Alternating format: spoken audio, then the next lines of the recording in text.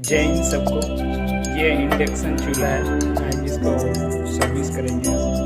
इसमें धूल मिट्टी आ जाता है अंदर, कैसे खोलना है सब दिखाएंगे। अंदर क्या कितना धूल आया हुआ है वो सब सारा वस्तु ये वीडियो में आपको दिखाएंगे। खोलने के लिए स्क्रू ड्राइव लेना पड़ेगा।